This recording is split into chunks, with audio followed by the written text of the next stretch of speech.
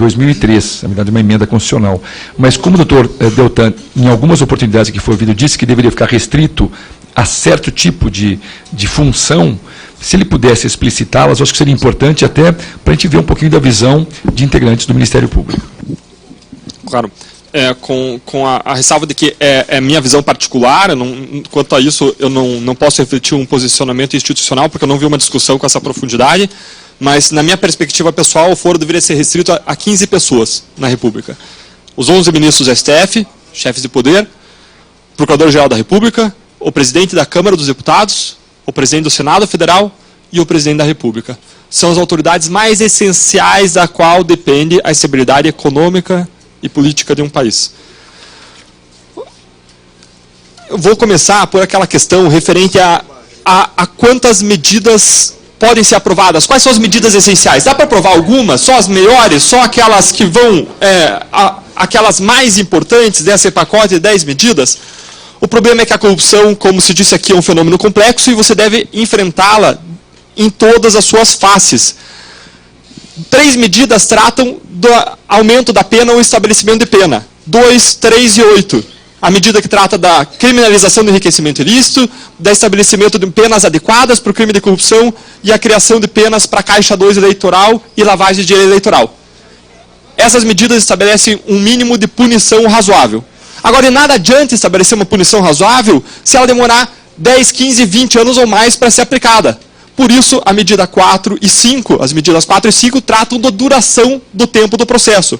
Agora, de nada adianta nós termos um processo que aplique penas adequadas dentro de um tempo adequado se o processo for cancelado por brechas no sistema. Por isso, nós temos as medidas 6 e 7 que tratam de fechar lacunas do sistema, brechas por onde os criminosos do coleiro branco escapam. E de nada adianta se a gente tiver pena, se a pena for aplicada rápida, se não for cancelado o processo, se a gente não tiver instrumentos efetivos para recuperar o dinheiro desviado.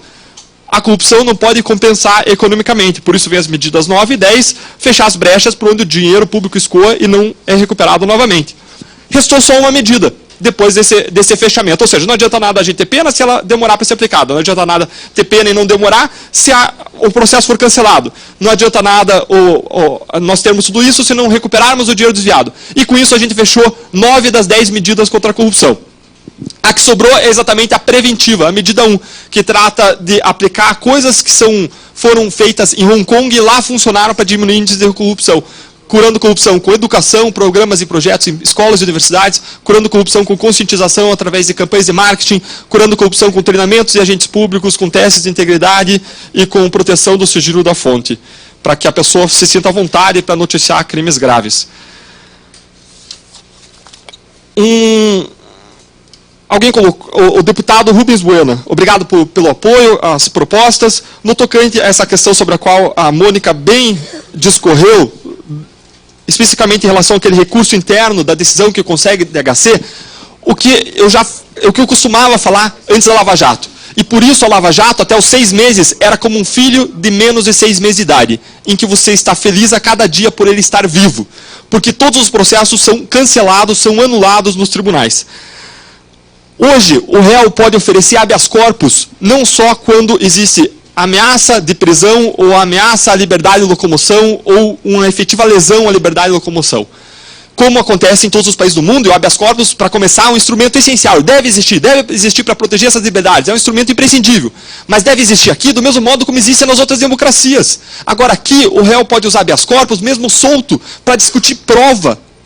Algo que quando a gente tenta explicar para os italianos, para pessoas de outros países, eles não entendem, porque habeas corpus não é um instrumento para discutir prova, mas aqui pode. E aí ele pode discutir uma prova e ele tem uma primeira chance com o tribunal. Se o juiz não deu, ele tem a primeira chance com o tribunal, com o relator, depois com a turma. Depois ele tem a terceira chance com o relator do STJ e a quarta com a turma. Depois ele tem a quinta chance com o relator do STF e em seguida com a turma. Ou seja, ele tem 6 chances a cada habeas corpus. E se ele perdeu, o corréu pode lançar a mão do mesmo argumento e subir as outras 6 chances. E se eles perderam, todos os corréus perderam, eles podem mudar um pouco o argumento, o fundamento fático, o jurídico, e eles podem resubir de novo. Por isso que na Lava Jato já tem mais de 400 decisões em habeas corpus. É praticamente impossível ganhar, por quê? Porque se a defesa levar uma vez, a gente perde. E a gente não tem possibilidade de recorrer. Veja o que acontece quando é anulado um caso no STJ. O juiz entendeu que não devia ser anulado. o Tribunal Regional entende com 3 desembargadores que não deve ser anulado.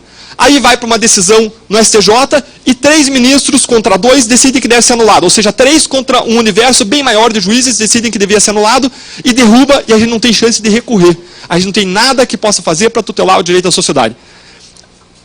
Além de o sistema ser feito para não funcionar, a inexistência de um recurso nosso viola a paridade de armas, porque a defesa pode recorrer de uma decisão que denega habeas corpus, mas nós não temos nada que a gente possa manejar em favor da sociedade de uma decisão que concede habeas corpus. Por que a gente não propôs um recurso para um tribunal superior? Porque aí dependeria de mudança constitucional. Porque a criação de uma competência nova para um tribunal, originária ou derivada, precisa de emenda constitucional. Nós propusemos, então, uma alteração legal para permitir um recurso interno, que vai ser julgado por aqueles julgadores que já julgaram o caso e mais uma panela maior de julgadores da seção do tribunal, um órgão colegiado maior. É uma chance de ver o direito da sociedade assegurado. No tocante à destinação dos recursos para um fundo gestor, veja que a destinação dos recursos para a atividade de combate ao crime é algo que já existe e é encarado de modo muito natural no tocante ao tráfico de drogas. O traficante que usa um carro para transportar drogas, vai perder esse carro vai ser confiscado e vai ser destinado para o combate ao tráfico. Do mesmo modo, o produto da lavagem de dinheiro da corrupção pode ser recuperado para ser destinado a atividades de investigação e de repressão da corrupção, para que funcione melhor. Vejam que nós estamos na maior investigação sobre corrupção da história. E apenas na primeira fase dessa operação foram apreendidos mais de 80 mil documentos. Agora, perguntem se eu tenho um sistema de análise de Big Data, como grandes empresas têm, para analisar esse complexo de informações de modo automatizado. Não, eu não tenho, porque esse sistema custa mais de 2, 3 milhões de reais e eu não tenho acesso a esse dinheiro, eu não tenho acesso a esses recursos, eu não tenho acesso a esse sistema. Nós temos que garimpar manualmente. Nós temos sistemas bons de análise de Big Data que foram desenvolvidos dentro da Procuradoria-Geral para análise de informações financeiras, para análise de ligações telefônicas, mas papel eu tenho que analisar no braço, na mão. É algo inviável. É a mesma coisa que você dá um edifício para ser construído com ripas de madeira, pregos e martelos. Nós precisamos, na nossa sugestão, isso não está na pacote das 10 medidas, a gente não fala de destinação dos recursos, mas a razão pela qual alguns acordos de colaboração destinaram recursos para combate à corrupção é porque isso já está previsto em lei, está lá no artigo 7º da Lei 9.613, ou seja, já está permitido em lei, e essa é uma atividade saudável, a recuperação do dinheiro daquela atividade criminosa para combater aquela atividade criminosa. Algo que já existe, por exemplo, em relação ao tráfico. No tocante às perguntas do deputado Carlos Sampaio, eu acho que eu respondi essa da questão da aprovação parcial, não é suficiente. No tocante ao foro, nós também acho que respondemos. No tocante às questões do deputado Marum, do PMDB, que concordou que impunidade estimula os crimes, mas tem um pé atrás ainda em relação a esses testes de integridade por acreditar que eles podem violar o artigo 5º, inciso 16 da Constituição Federal, que trata das provas ilícitas. Se o teste de integridade for considerado prova ilícita, o agente infiltrado, que é aceito, seria também prova ilícita. Porque a razão que você tem para dizer que o teste de integridade é ilícito seria, eventualmente, você entender que a administração pública estaria ferindo o dever de moralidade. Mas na infiltração seria a mesma coisa. Eu não acredito que o agente infiltrado seja inconstitucional. Eu não acredito que o teste de integridade seja inconstitucional. Mas eu acredito que a administração pública não fere a moralidade, sim, ela afirma quando ela investiga corrupção, quando ela faz uma interceptação telefônica. Interceptação telefônica é algo que, se não fosse uma lei autorizando, de outro modo seria ilegal. Ninguém pode se imiscuir nas conversas alheias. Sem uma autorização judicial, ninguém pode interceptar outras pessoas. Do mesmo modo com os testes de integridade, nós podemos submetê-los a uma decisão judicial autorizatória. Prévia. Eu não vejo problema nenhum de submeter uma autorização judicial prévia, como seria no caso das interceptações telefônicas. No tocante à prisão preventiva, nós concordamos que ela é e deve ser uma exceção. Algumas pessoas falam que existe um abuso no número de prisões preventivas da Lava Jato, porque já foram expedidos mais de 100 mandados de prisão. Mas isso não é realidade, porque as prisões são feitas e depois elas são revogadas, conforme elas não se mostrem mais necessárias. Eu fiz uma fotografia de momento para a Lava Jato, para identificar quantas pessoas estavam presas naquele momento. E dos mais de 200 pessoas acusadas criminalmente, 8% das pessoas estavam presas. E apenas 3% presas sem condenação. Ou seja, é um número muito pequeno quando nós consideramos que esse escândalo de corrupção foi praticado por mais de 10 anos seguidos sem cessar, o que chama aquele requisito de ordem pública, de você ter que estagnar a prática do crime. O que chama aquele requisito também de risco de aplicação da lei penal, porque são pessoas que mantêm fortunas no exterior e a gente teve vários indicativos de programação de fuga, inclusive empresas que mudaram os executivos para o exterior para eles não serem alcançados por nós.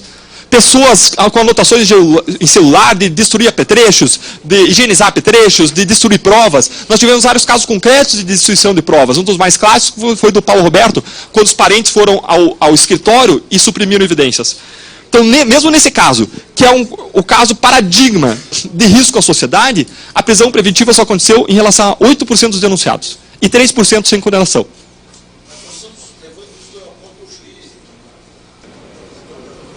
Isso, mas a gente não cria. Concordo. Falando no microfone. Nós estamos fazendo agora tornando essa prisão preventiva legal, com o objetivo que eu julgo de procurar recurso que eventualmente tenha sido desviado. Eu posso dizer para do EPOG é o juiz, quer dizer, lá o cidadão bota o prefeitinho, o secretário de obra na cadeia, quer dizer... Eu posso dar um exemplo concreto que baseia essa ideia? Nós tínhamos a situação de Renato Duque, ex-diretor da Petrobras. Nós tínhamos evidências, indicativos no material apreendido, de que ele tinha dinheiro fora. Agora, quando eu vou para um país externo, como Suíça, Mônaco, ou qualquer outro país, e eu quero identificar se a pessoa tem dinheiro, o país não responde se eu não identificar o banco e a conta bancária. Eu digo assim, eu suspeito que Renato Duque tem conta na França. A França vai dizer, sinto muito, um abraço. Não posso fazer nada com essa informação. Eu preciso que você me identifique o banco e a conta. E nós não tínhamos banco e conta. O que aconteceu foi que o Supremo Tribunal Federal, no final de 2014, soltou o Renato Duque, apesar de nós termos esse indicativo. E veja que a simples manutenção do dinheiro oculto no exterior já é crime, é flagrante de crime, é crime permanente, é lavagem de dinheiro na modalidade de ocultação. A pessoa deveria ser presa, ainda assim ele foi solto. O que nós vimos nesse momento é que nós precisávamos reforçar esse tipo de situação de prisão preventiva, explicitando isso, tornando expresso para tornar concretizável. Porque a Corte Máxima Brasileira estava entendendo que, nesse caso, apesar de existir uma situação de flagrante delito, estava entendendo que a pessoa deveria ser solta. O que aconteceu foi que ele foi solto, mais tarde, Mônaco nos comunicou que encontrou cerca de 80 milhões de reais, 80 milhões de reais numa conta escondida no exterior, e ele foi preso novamente, para aí não ser solto mais. Em razão dessa hipótese, ou seja, o que nós precisávamos era expressar uma hipótese que já existe, só que por vezes ela é interpretada de modo benéfico. Ele já não está preso? Mas ele está preso só depois que nós conseguimos prova do valor que existia lá fora. E não antes, quando nós tínhamos fortes indicativos de que ele mantinha os valores fora e ele podia movimentar aquele dinheiro a qualquer tempo. Tem que investigar também? Nós temos que investigar, mas nós esbarramos na impossibilidade do humano. Nós não somos deuses que adivinham onde está o dinheiro. O que eu posso fazer é circular pelo COAF, por aquela rede, Grupo de Egmont, que tem a rede das UIFs, das Unidades de Inteligência Financeira. Eles podem circular, deputado, para todos os países dizendo, tem alguma coisa em relação a Renato Duque? E a gente faz isso. Mas o problema é que os países não informam porque a gente não sabe, a gente não tem como adivinhar o banco e a conta. Só quando a investigação evolui, e nesse caso a gente conseguiu evoluir a investigação em relação a Renato Duque, em relação a Jorge Zelada, por causa dos acordos de colaboração premiada. E é bom chamar atenção para um fato. Por que nesse caso tem acordos de colaboração premiada e nos outros não? E fazendo um gancho agora com uma crítica do deputado Marum em relação às prisões. Isso, crítica do deputado Marum em relação às prisões. Como se as prisões da Lava Jato fossem usadas para extrair confissões ou colaborações. Isso não é verdade. Basta a gente dizer que mais de 70% das colaborações foram feitas com réus soltos, que jamais foram presos. Se as prisões fossem feitas para obter colaboração, era natural que logo após a prisão, nós fôssemos buscar a pessoa presa e fizéssemos uma oferta tentadora, mas jamais fizemos isso. Em 100% dos casos, os acordos de colaboração foram buscados pelos réus através de seus advogados. A iniciativa nunca foi nossa. Embora não tivesse nada de errado a gente começar o processo de colaboração, a iniciativa jamais foi nossa. E mais, das 600 mil pessoas presas no Brasil, metade são presos provisórios. Quase metade, 200 e poucos mil, são presos provisórios. Isso não gera um montante nem de 50 mil colaborações no país. Por que não existem colaborações em casos de réu de colarinho branco no país? Por que não é a regra a colaboração e sem exceção? E por que a Lava Jato mudou isso? Porque a regra é impunidade. Porque quando o colarinho branco ele tem a opção da impunidade, ou fazer uma colaboração em que ele devolve o dinheiro que ele desviou, em que ele submete uma pena ainda que reduzida, em que ele vai entregar fatos e provas de crime que a gente nem sabe que ele cometeu, ele ou vai ter essa solução onerosa, ou vai alcançar a impunidade. O que ele faz? Ele vai buscar a impunidade de um sistema que é disfuncional. É a mesma coisa que você oferecer para um cidadão a oportunidade de ele comprar um apartamento por 300 mil reais, ou 100 mil reais, um apartamento idêntico, ele vai comprar, é claro, de 100 mil reais. Porque a impunidade é a regra, nós não temos alavanca para fazer acordos de colaboração no país. Por isso que quando você vai fazer um acordo de colaboração, mesmo num caso que é um ponto fora da curva, como a Lava Jato, você não consegue colocar penas altas. Se nós tivermos um sistema em que a punição é regra e não exceção, nós teremos acordos de colaboração não só na Lava Jato, mas em todos os casos alavancando a investigação e punição da corrupção em relação a todo mundo que a pratica. Por que na Lava Jato existiram acordos de colaboração? Porque ela é um ponto fora da curva e em um determinado momento as pessoas passaram a acreditar que elas seriam punidas. Foi o que a gente chamou de efeitos Marcos Valério, porque os próprios advogados naquela época estavam falando: meu cliente está com medo de ser o novo Marcos Valério. Marcos Valério foi aquele personagem que no Mensalão foi condenado a 40 anos de prisão. E aí nós vemos como a punição, ainda que episódica, ela tem efeitos super positivos para a sociedade, porque ela cria o exemplo. Ela cria o exemplo que faz a empresa instituir um programa de compliance. Ela cria um exemplo que faz a empresa fazer um código de conduta e treinamentos para que os seus funcionários queiram ficar longe da corrupção. Eu vejo que tem vários deputados querendo se manifestar, presidente. Eu não sei se eu prossigo ou... Não, eu gostaria de pedir...